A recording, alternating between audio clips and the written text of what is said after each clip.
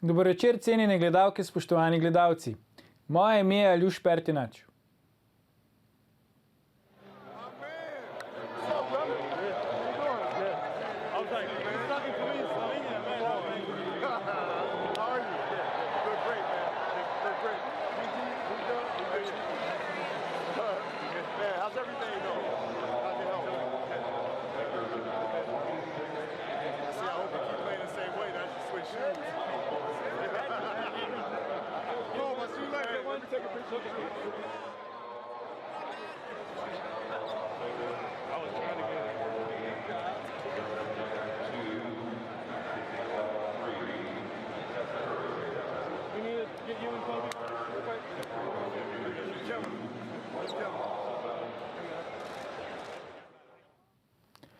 V 42. letu starosti je včeraj skupaj s 13-letno hčerjo v helikopterski nesreči tragično preminul Kobe Bryant, eden največjih, kar jih je bilo.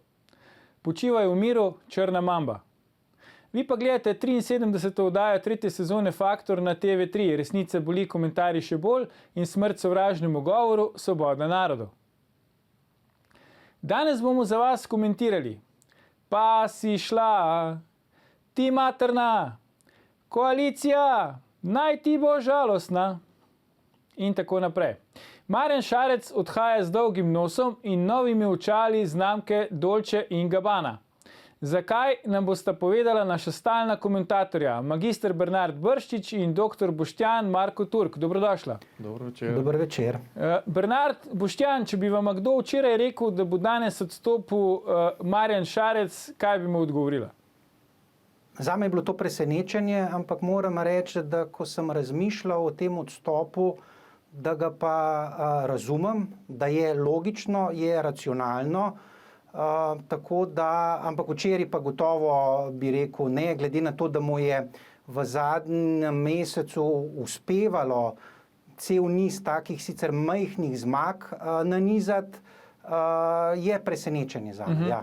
Zakaj se ti zdi racionalno, recimo, da je odstop? Zakaj racionalno? Zaradi tega, ker je prišel do nekega križišča, kjer se je soočil s tem, ali če nadaljuje po tej poti premierstva, da bi mu začela padati podpora. Dejstvo je, da se je podpora v parlamentu hkrati zelo ožala zaradi dogodkov, recimo v Desusu pa v drugih koalicijskih partnerjih, se pravi, zelo težko bi vladal, hkrati je pa tako rekoč postal v tem letu in pol teflonski, vse te afere, v katere je bila njegova vlada upletena, se ga osebno pa njegove stranke niso lotile, užival je veliko podporo medijev. Sam sem prepričan, da je vsled tega, da je upleten v obilna kadrovanja v javnih podjetjih, tudi stranka obilno založena z denarjem, da uživa podporo mainstream medijev, skratka vse ima tisto, kar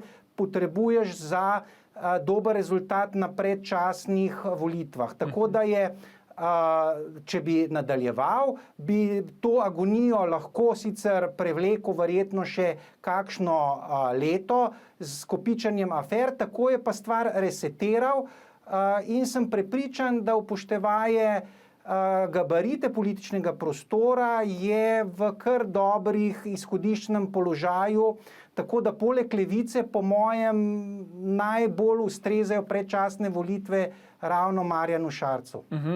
Boštjan, ti bi včeraj verjel nekomu, ki bi ti rekel, da bo Šarec odstopil danes? Torej, ne, se bom potem vrnil na sosledje dogodkov danes, ampak bi rekel, to, kar lahko človek res obžaluje, da niti ene, on se je toliko trudil z besedama, ne? In toliko je najdel nekih primerljivih, primernih, uporabnih, živih metafor, s katerimi je pojasnjeval svoje stanje in stanje v republiki.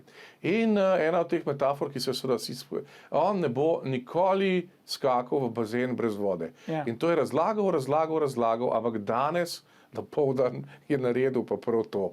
Skočil je v bazen brez vode. Zakaj to pravim? Zato, ker če bi recimo stvari so mu ušle iz rok. Če bi recimo z Bertoncem skupaj se dogovorila in rekla, mi smo prišli do točke, ko se ne moramo več slepiti, da obstaja konsens, s katerim bi lahko to vlado potegnili naprej v prihodnost in zato vlada odstopa. Ampak najprej je udaril zjutraj odstop finančnega ministra. Jaz sem rekel, zdaj bojo pa velike težave, kajti finančni minister je seveda ključna oseba, je link do evropskih financ, prav do evropskega monetarnega reda, ki je bistven. In seveda sem rekel, zdaj bojo pa težave, kajti večine v parlamentu nima in kaj bo zdaj naredil. No, in potem je Šarec sam, bi rekel, presenetil, ko mi je prinesel odgovor na moje vprašanje, namreč to, da je skočil v bazen brez vode. Torej, to pomeni, da so ga situacija dobila nenadejanega, drugače bi stopila skupaj. To pomeni, da je Damir Črnčec očitno izredno slabo kalkuliral, oziroma to je v bistvu, če smo ga imeli za človeka v ozadju, je to ena ogromna nezaupnica. Jaz za razliko od Bernarda nisem toliko optimist, ker mislim, da so zdaj odprti vsi scenariji, torej oni so si seveda gotovo nakopali denarja in teh zalog v javnih podjetjih, v to ne dvomim, ampak zdaj tle se postavlja drugo neskončno bolj pomembno vprašanje. Ta vlada, recimo kontinuiteta te vlade, recimo če vzajemo še Cerarja, ki pač upravljal ključno vlogo, je bila sežeta v enem stavku. Ta stavek je bil, mi smo državi zagotovili politično stabilnost. Ja. Zdaj pa pogledajte, zdaj so pa v ključnem trenutku 2 milijardi evrov je nepočrtanih kohezijskih sredstev Evropske unije še na razpolago v prihodnem času za Slovenijo. Zdaj se je to vse skupaj ustavilo. Oni so Slovenijo in slovenske državljanke, državljane izpostavili trojni nevarnosti, trojne katastrofe. Prvi, gospodarski, drugi socialni, zdravstveni in tretji varnostni. Si vi samo predstavljate situacijo, ko zdaj se bo začelo toplo vreme, bojo migranti pritisnili, mi nimamo ministra za notranje zadeve delujočega, mi imamo VD-ja, z ključnimi vprašanji republike se bodo ukvarjali tretjerazredni uradniki. In še neki. Slovenija je popolnoma nepripravljena na spremembo industrijske revolucije, ki se zdaj v Evropi dogaja. In mi smo v tem času, to je frapanten podatek, Bernard se bo to strinjal, od druge Janševe vlade do danes smo povečali v javnem sektorju zaposlitev za približno 30.000. Danes je 176.000 ljudi zaposlenih v javnem sektorju. Nič nimam proti šolnikom, proti zdravnikom, proti, se pravi, učiteljem, proti vojakom, proti tistim, ki jih potrebujemo, ampak ne potrebujemo 250 milijona ljudi zaposlenih v javnem sektorju, ker bo država kolabirala. A je po vašem mnenju to poraz, kar je danes storil Marjan Šarec? Je s tem priznal poraz, ko je odstopil? Po svoje je poraz, ampak hkrati je pa reševanje možnega. Političnega, socialnega kapitala, ki si ga je ustvaril. Če upoštevaš razmere na tranzicijski levici, recimo desno od SD-ja, na teh progresivno-liberalnih strančicah, boš ugotovil, da si je verjetno res začel domišljati, da je Drnovšek številka 2 in da je čas za konsolidacijo tega pogojno levo-sredinskega prostora. Prepričan sem, da zaradi te poteze se lahko, vkolikor ga ne izkličejo njegovi konkurenti in oblikujejo resnično neko alternativno vlado, v kar močno dvomim, da se mu bo ta poteza obrestovala. Zakaj? Zaradi tega, ker lahko po moji oceni računa na podvojitev glasov. Dejstvo je, da je trenutno najšibkejša stranka v koaliciji, stranka SMC. Povedno je, da je Zdravko Počivalšek najbolj glasen nasprotnik predčasnih volitev in deluje strateško Šarec. Mislim, kar moram reči, da me preseneča, ker očitno kljub tem 5 popravcem pa mu bi težko odrekel nek pridobljen politični instinkt za samoohranitev, da če želi preživeti in podaljšati svojo agonijo je to prava odločitev. Prepričan sem, da recimo predčasne volitve konec aprila pomenijo, da je stranka finančno, kot rečeno, dobro pripravljena, da ima medijsko podporo in da lahko računa na teh 25%, kar pomeni, da bi se njegova relativna teža po volitvah lahko celo zvišala. Je pa res, da če ga pa konkurenti izkličejo in da bi se oblikovala neka tehnična, za kar mislim, da je zelo malo možnosti, potem je pa veliki poraženec. Tako da gotovo tvega, ne bi sicer rekel, da skače v prazen bazen. Jaz mislim, da je tokrat razmeroma dobro premišljena poteza, se pravi, da si obeta velikonočno vstajenje, potem, ko je postal politično truplo, vkolikor ne bo volitev predčasnih, je lahko politično truplo. Če pa bodo, in jaz ocenjujem, da je 95% verjetnost, da se vidimo konec aprila na volitvah, da potem je pa Šarec postaja lahko hegemon te leve sredine in da se bo oblikoval v nekega relevantnega za naslednji mandat igralca političnega. Minuto, Boštjan, preden gremo na oglase, no, tako da boš pol nadaljeval. Je tvegano to, da Šarec stavi vse na eno karto? Ja, seveda, predvsem to sem hotel upozoriti. Šarec si je začel domišljati neverjetne stvari. Jaz mislim, da je on živel izoliran od dejanske stvarnosti, a ne, v njemu je ogromno črnčec pomagal. Recimo, da so spravili Erjavca, ampak od zunaj je pa ta politika delovala kot politika brez torej enega absolutnega narcizma, ne, v katerem je pač vse možno, mogoče celo bo res vstal od mrtvih in z njim vstaja Drnovšek od mrtvih. Mogoče se bo to celo zgodilo, kajti slovenski volivec ima slabe reflekse, to je dejstvo. In ni znal pravilno voliti. Če bi znal pravilno voliti, bi zagotovo naredil to, da bi razbil ustaljeno moč teh strank, ki so zdaj, se pravi, dal možnosti alternativi, se pravi, dal možnosti Domu, dal možnosti Listi Bojana Požarja. Govorimo o strankah, ki so meni še vedno blizu. Pa tega ni naredil, ne? In na ta način slovenski volivec sam stimulira pad položaj, v katerem smo. Najhujši scenarij je pa to, da pa tudi da Šarec dobi prihodne volitve, da Drnovšek ostane od mrtvih, da on ostane od mrtvih, ampak ne sestavi vlade. Ali pa, da dobi prihodne volitve Janša in ne sestavi vlade in čas teče v prazno. Bomo se po oglasih pogovarjali naprej, kaj se bo dogajalo v prihodnje, tako da ne vem, uiti gledalke, gledalci, se vrnemo po oglasih, ko nadaljujemo s komentiranjem odstopa Marjana Šarca. Ostanite.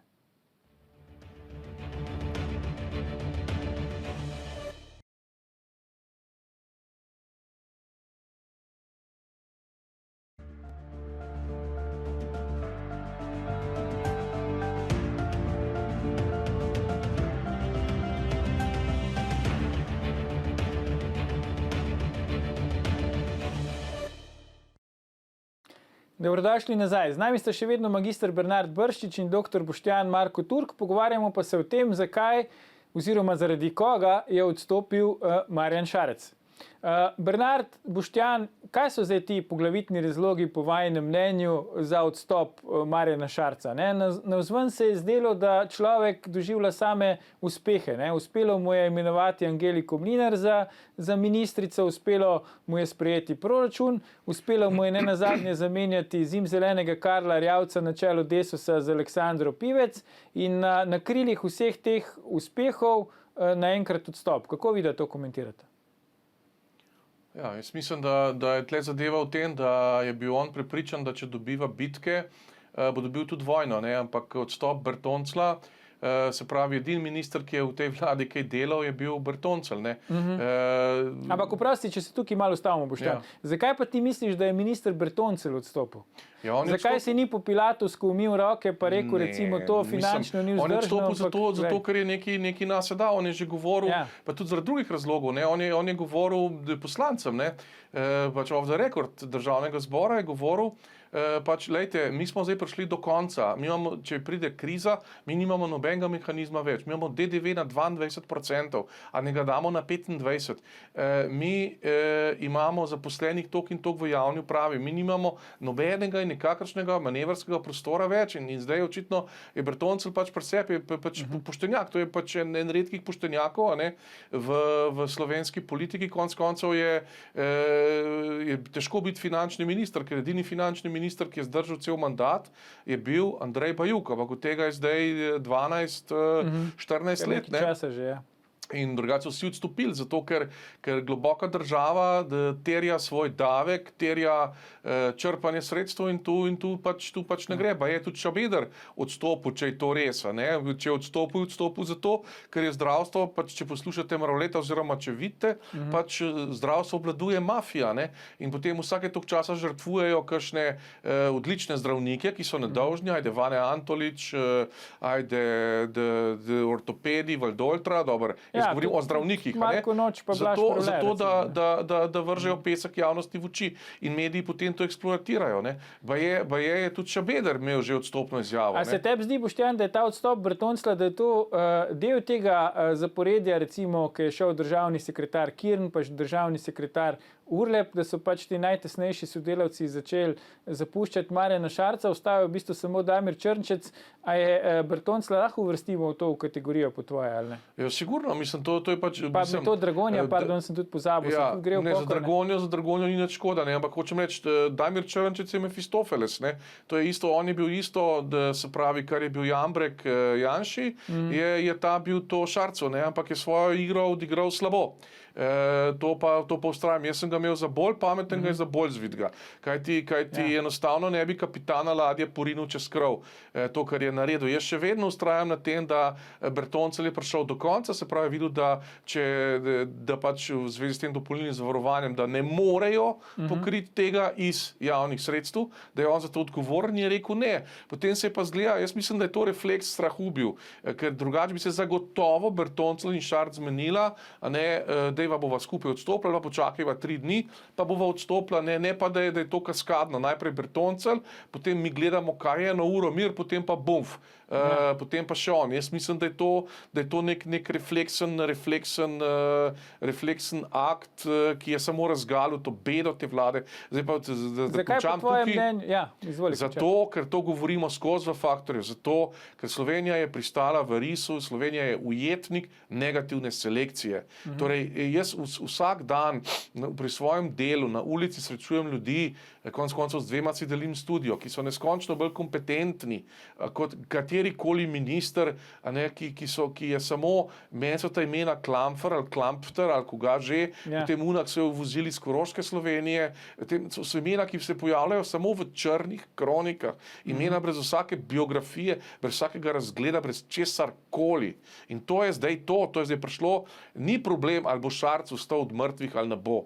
Problem je, kdaj bo od mrtvih ustala pozitivna selekcija v tej Sloveniji, ker drugače bomo zavozili. Zakaj po tvojem, samo še to vprašanje, preden Bernardo povabimo v debato, Boštjan, zakaj po tvoje, recimo, Šarec ni povedal niti koalicijskim partnerjem, da namerava odstopiti? V bistvu naredil isto kot Miro Cerar. Kakšna fora je to, recimo, ti si z nekom v koaliciji, pa niti toliko nisi, da bi ga 5 minut preden greš pred medije poklical in ga obvestil o tem, kaj nameravaš storiti. Kaj to pove o človeku? To pove samo, da se mu za državo fučka, ne? To pove samo to, da mu je čisto vseeno, da so ujetniki neke znotraj strankarske, znotraj koalicijske kombinatorike, kjer en drugega izsiljujejo, tle Črnčec igra svojo vlogo, recimo, pač, ne, in da se jim za državo fučka, to je najhujš. Tem ljudem se preprosto fučka za državo. Ne mi reči, da se Aleksandri Pivec, ne, da ima ona kakšno resno razmerje do države, ali pa Karl Erjavec, ki so ravno kar v rit brcten. Ja. To je pojem negativne selekcije in negativnega odnosa države. Država je sveta stvar, z državo so ljudje umrli, z državo so ljudje zastavili svoje življenje, svoje družine, svojih sinov, ki so jih poslali v vojsko. Tele se grejo pa takole. Bernard, dajva si recimo pogledati tale scenarij, pa bi te prosil, da ga pokomentiraš. Ne, Zdravko Počivalšek je v prvi današnji izjavi že rekel, da se mu ne mudi na volitve, ne, to si tudi ti izpostavil. Recimo vlada Nova Slovenija, SMC, SNS, verjetno se Zmago Jelinčič tudi ne mudi na volitve, plus SDS, ki jo ne bi vodil Janez Janša. To je verjetno možen, realen scenarij. Kaj bi takšen scenarij pomenil za to tveganje, to stavo Marjana Šarca na eno samo karto, se pravi predčasnih volitev? Da bo prebil v beton. To je tveganje, resnično. In najslabši možni scenarij zanga. Jaz osebno mislim, da Janez Janša v takšno konstelacijo vlade ne bo pristal. Zakaj misliš, da ne bo? Zaradi tega, ker po mojem mnenju čisto vseeno, on ima stekleni strop 25%, če gre na predčasne volitve, bo 25%, če ne gre na predčasne volitve, bo 25%, je koalicijsko invaliden, se pravi, da nihče noče sestaviti vlade z njim kot predsednikom vlade in to je velik hendikep, tako da po mojem, zakaj bi se šel zdaj neke kratke, nepredvidljive zgodbe z nekimi tehničnimi mandatarji, če tudi bi lahko celo do 54 glasov prikolobaril. Ja, jaz sem sam najbolj očitno naštel. Ja, dejansko se mi SDS zdi tu neutralna stranka. Je dejstvo, da je Janez Janša kingmaker kakršnekoli, bom rekel, rešitve, ki ne vključuje predčasnih volitev. Brez SDS, podpore SDS-a praktično nemogoče sestaviti alternativno vlado in se izogniti predčasnim volitvam. Pa se ti ne zdi, recimo, če bi zdaj Janša šel v vlado, ki je ne bi vodil, a ne bi bil to korak proti temu, če bi stranke zdaj recimo šle v vlado z SDS-om, potem bi po kasnejših volitvah verjetno teže rekli, da ne grejo več z njim, ali kako? To je sicer res, ampak vendarle je država v agoniji in prevzemati zavoženo zgodbo z nekim rezultatom, ki ni izčiščen na volitvah, je po mojem delno tudi zanj tvegano, kljub temu, da ima ta stekleni strop, ampak še ni vseeno, ali imaš 25 ali 21%, recimo, ki bi lahko taka avantura mu odškrtnila. Tako da tu mislim, da on zelo nevtralno gleda. Zanga, po mojem, je vsaka rešitev dobra oziroma enako slaba. Tu so drugi igralci, ki imajo strateški izplen, vkolikor pride do predčasnih volitev, katastrofalen. Prvi je SMC, drugi je SNS, Zmaga Jelinčiča in tretji stranka Alenke Bratušek. Te tri stranke, po mojem, izgubljajo v velikem stilu s predčasnimi volitvami. Neutralni so NSI, potem Desus, medtem ko SD pa Levica sta pa še SD, po mojem, tudi precej neutralen, medtem ko pridobivajo s predčasnimi volitvami pa Levica in pa LMŠ. Mislim, da praktično je Šarec stavil vse na karto, da njegovega blefiranja ne bo nihče izklical in da ne bo tehnične oziroma prehodne vlade. In jaz tudi mislim, glede na to, kako je institucionalno oblikovanje vlade zapisano v naši ustavi, da prav zelo veliko prostora, če znaš šteti do 46, pa ob tem zaklinjanju recimo SMC-ja, Desusa, da pod Janšo nikoli, bi moral, če želiš imeti sodelovanje SDS-a, bi moral Janša se odpovedati mandatarstvu. Tega pa po mojem ne bo storil, ker tega ni leta 2018 in tudi v končni fazi, zakaj bi to storil, glede na to, da je predsednik relativno najmočnejše stranke. Je pa to storil leta 2000, ne? Takrat, ko je vlado prevzel Andrej Bajuk. To je storil, ampak je bilo to neka prehodna, saj so tudi recimo v Italiji je bil rešitev Di Maja in Salvinija, ki sta se kot relativna zmagovalca oba umaknila in potem s tehničnim mandatarjem Contejem, ki še danes v neki drugi sestavi obvladuje italijanski politični prostor, ampak kot rečeno, meni vse baja na predčasne volitve, ker glavni igralci, kot rečeno, jim strateški izidi predčasnih volitev vendarle ali boljše ali pa vsaj nevtralne rezultate oziroma izplen kažejo. Vprašanje za oba. Kaj se zgodi, recimo, če Marjan Šarec izgubi podporo medijev? Vemo, da jaha na tej medijski podpori. Ne? Imel je srečo na prejšnjih volitvah, da je bil pred njim predsednik vlade pač Miro Cerar, se pravi, da je bila ta stran na oblasti. Če se slučajno zgodi neka nova vlada, prehodna, tehnična, kakršnekoli že, se volitve odmaknejo, se medijska podpora Marjanu Šarcu ukine, kaj to zanj potem pomeni in za njegovo stranko? Jaz mislim, da medijsko podporo, dokler ne bojo našli drugega novega obraza, tako imenovanega, bo Marjan Šarec užival. Se pravi, ta medijska podpora je za vprašanje republike zelo dvorezen meč. Jaz sem recimo imel o Damirju Črnčecu a priorno dobro mnenje, ker sem ga videl ko so zaprli Janšo, je bil takrat v odboru 2014 izredno dejaven in te očitke, ki jih je Zver naslovil na njegov račun, pač ti očitki ne držijo.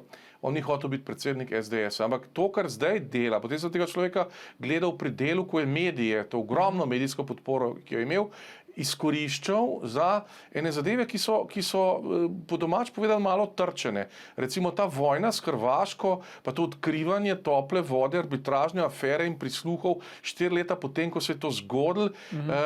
Torej, to ni imelo za posledico z vsem medijskim pompom, za posledico nič drugega, kot da je Slovenija samo deklasirana in to se je danes vrnilo kot bumerang, ko so tuje tiskovne agencije, ugledni časopisi v Evropi pod sliko odstopu slovenski premijer prinesel Plenkovića. Ja, Hrvaška nas je z vso to medijsko podporo, z vso močjo, če daš ti moč bedaku v roke, jo bo negativno izkoristil. Z vso to medijsko močjo, ki so jo negativno izkoristili, nas je Hrvaška v času Cerar, Šarec absolutno deklasirala.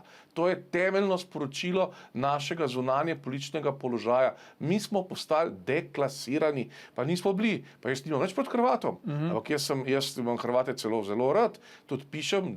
Tudi oni tebe, ne? Ne, ja, tudi oni mene, ampak jaz to seveda kot politični analitik vidim, kaj so ti bedaki in tle, oprostite, je Damir Črnčec, človek iz ozadja Mefistofeles, odigral neko vlogo, ki se jaz lahko samo čudem iz premisleka, da sem tega človeka imel za bolj pametnega.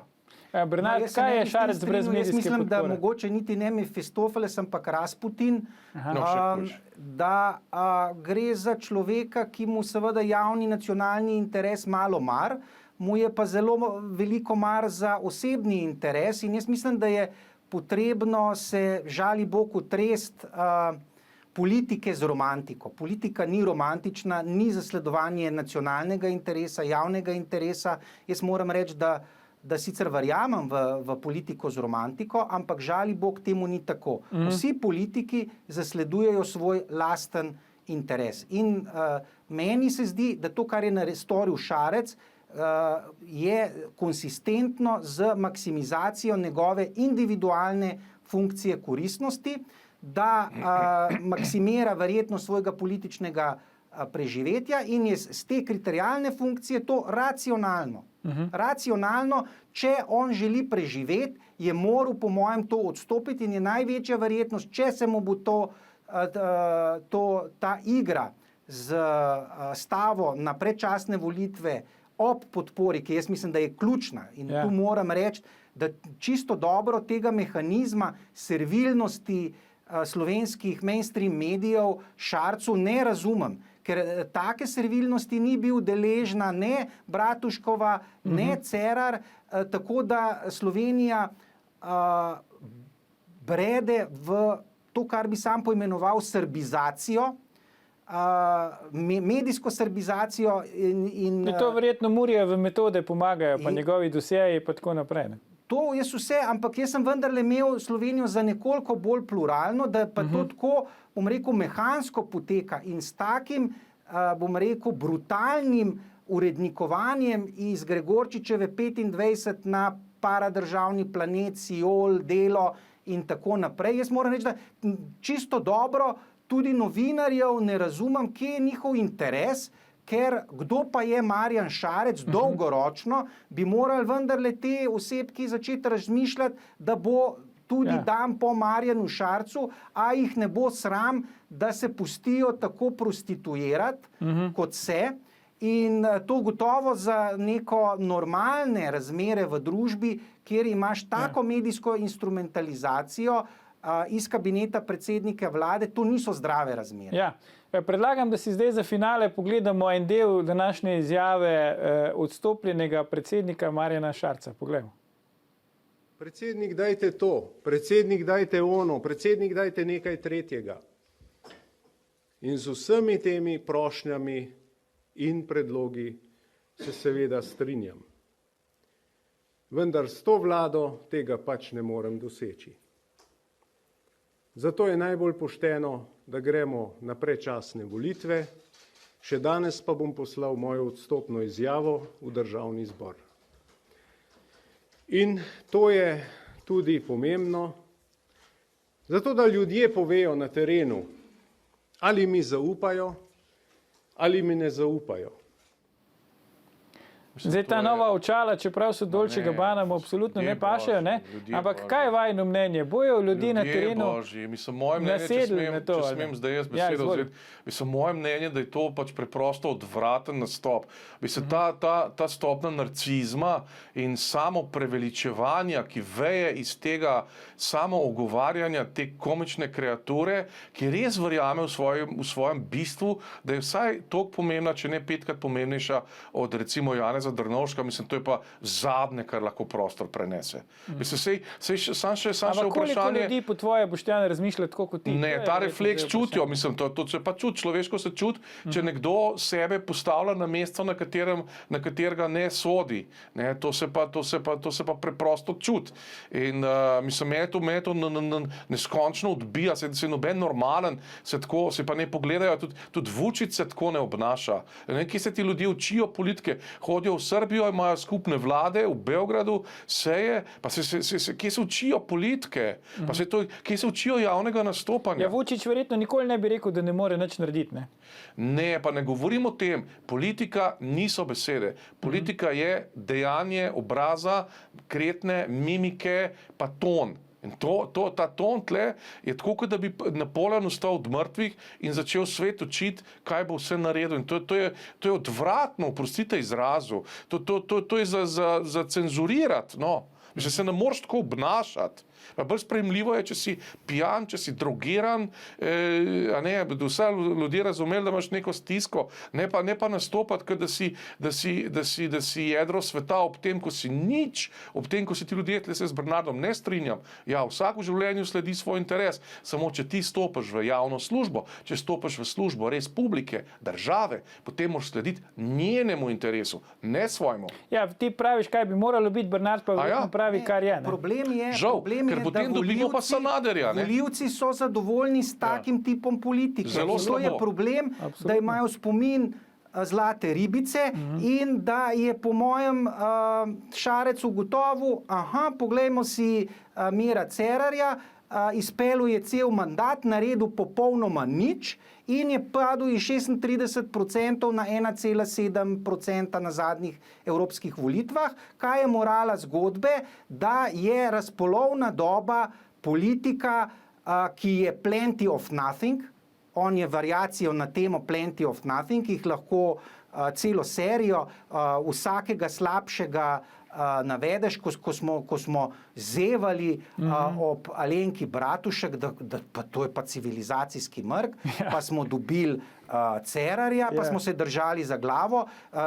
Očitno je dno še ni doseženo in je on racionalno, po mojem ocenu, če bi to agonijo podaljšal, je politični mrtvec. In tu mu je pa treba priznati, po mojem, da ima politični instinkt, da je ta smrtni strah politik, in to je pomembna stvar, politični instinkt, da je potegnil na zavoro, kajti, poglej, Erjavec je odstopil kot minister za obrambo oziroma napovedal odstop, Bertoncelj, interpelacije, njemu bi razpadla vlada in se je enostavno hotel temu izogniti in si je svojo po mojem, če se mu bo to tveganje išlo, da ta stava išla, da bo svoje bivanje v slovenski politiki podaljšal še za en mandat, da se bo verjetno njegova stranka okrepila in za mano potop, sej kjermu slovenskemu politiku je pa mar za državo pa za državljane. Ampak slovenski državljani se bojo morali začeti spraševati, koga pa volite.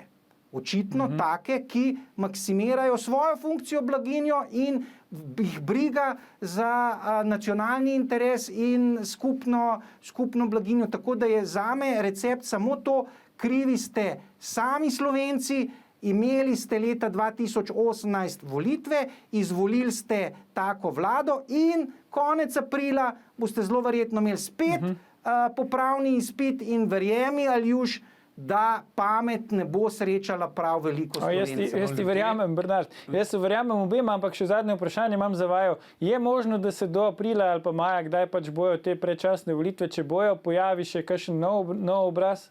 Jaz mislim, da ne, da so pač stvari, ker to je zelo malo časa, da so stvari pač postavljene. Postavljene so pa na zelo slab temelj, ne, ker mi se vsi pogovarjamo celo dajo, govorimo o politikih in o interesih politikov in to, ampak čakajte, ljudje božji, kaj pa ljudje, kaj pa državljani Republike Slovenije, kaj pa Republika Slovenija v luči teh neverjetnih transformacij, ki se dogajajo ravnokar na tehnološkem področju, ker prihaja do nove 4B, recimo temu industrijske revolucije, z vso tehnologijo, ki jo mi zelo natančno vemo, z vsem tem, da Nemčija prehaja po vseh informacijah imamo na voljo v elektrifikacijo voznega parka. Boštjan, se ti ne zdi to prezahtevno čtivo za Marjana Šarca, recimo? Ja, pa sej na tem mestu, kdo ne se pa s tem ukvarja, če ne predsednik vlade? Se predsednik vlade mora imeti odgovor na te izzive, potem 5G tehnologija, potem ne vem koga... On ima se, kot sam veš, dobro, on ima odgovor na drugačne izzive. Dežele, ki so včasih daleč za nami, nas prehitevajo, grejo v digitalizacijo, odpuščajo nepotrebno v javnem sektorju, uvajajo digitalne bolniške kartone, s katerimi je pač bistveno olajšana postavljena diagnostike oziroma sledenje terapijam in tako naprej. Skratka, gredo v digitalno družbo. Pri nas gremo pa v družbo, kaj skakanje v bazen na glavo. Sej meni, jaz Šarca ne maram, kar se ve, ampak ne morem biti pa vsem za usodo prvega ministra pa vlade, kajti to je vlada države, ki se mi zaveza. Ne? To so pač neki paradoksi, ne? Tako kot Poljaki niso marali leta 1939 ne Rusov, ne Nemcev, pa so morali živeti in z enim in z drugimi. Ne? Ampak hočem reči, mi bi rabili popolno prevetritev v političnem razredu. Mi potrebujemo politični razred, ki bo odgovoren republiki, ne pa svojim interesom. In mi morali tudi zakonodajo sprejeti, da se ljudi kot Bratuškova, Möderndorfer, ki tudi prepoveduje, recimo še ena misel na konc, da ti ne moreš biti član 10 strank. Ne? Ti si lahko član 1-2 stranke, potem pa konc. Skratka, izzivov, kot hočete, ampak ljudje na to reagirajo kako? Ne da volijo, da ne hodijo na volitve. Kar mi je sicer pri tebi všeč. Bernard, zelo na kratko, če lahko zadnje vprašanje zate. Misliš, da bo Aleksandra Pivec pohitela z izjavo, da bo pomagala Marjanu Šarcu zrihtati novo službo, če bo tako želel? Šalo na stran, jaz nisem tak optimist kot Boštjan, sem pesimist. Vedno bolj ugotavljam, da smo krivi za naš zagatni položaj politike volivci sami.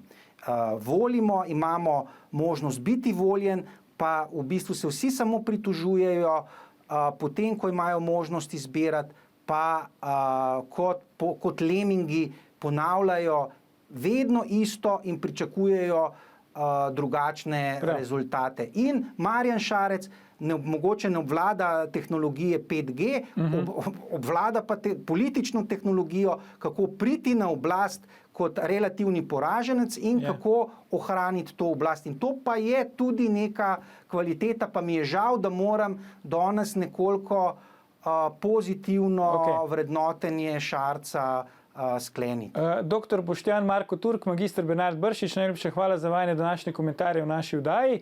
Gledalke, gledalci, to je bil nekrolog za Marjana, 384. Faktor na TV3. Gledajte nas v živo spet jutri, ko bomo nadaljevali s komentiranjem, zakaj je Šarec vrgel puško v koruzo in odstopil. Predvsem pa ne pozabite, ni vseeno, kdo kaj reče.